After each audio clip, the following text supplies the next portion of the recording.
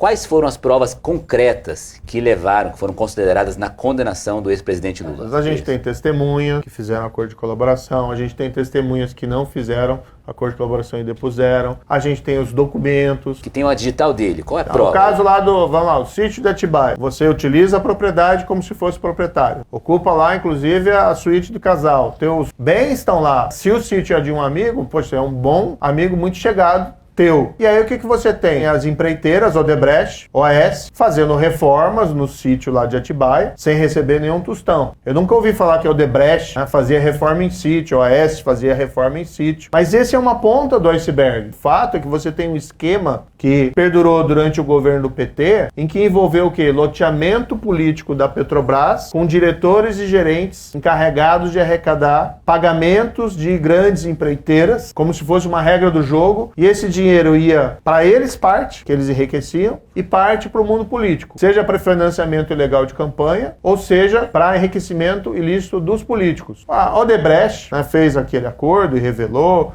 o João Santana falou isso também, o Antônio Palocci falou isso, palavras deles. E tem documentos que foram apreendidos antes da colaboração, que o PT tinha uma caixa, uma espécie de uma conta corrente com a Odebrecht de 200 milhões de reais. Estava lá no programa especial italiano, que é um documento que foi apreendido antes. E aí você tem que fazer as interpretações e depois eles confirmaram esse conteúdo. E segundo eles mesmos, eram provenientes de trocas. E existiam provas concretas dessas testemunhas que fizeram delação premiada, né? Assim, eu pergunto, e-mails, conversa de WhatsApp, coisas que eles pudessem comprovar que de fato essas... Não, veja, ninguém é condenado com base na palavra de um colaborador. Isso. Sempre tem que ter prova de corroboração. Na época foi tudo divulgado, a gente publicou inclusive esse programa especial italiano, estava lá, italiano era o Palocci, e o próprio Marcelo Abrão, italiano era o Palocci. E tinham documentos que tinham sido apreendidos antes, não foram documentos que eles entregaram com a colaboração, eles tinham sido encontrados antes. Mas você tem um fato objetivo,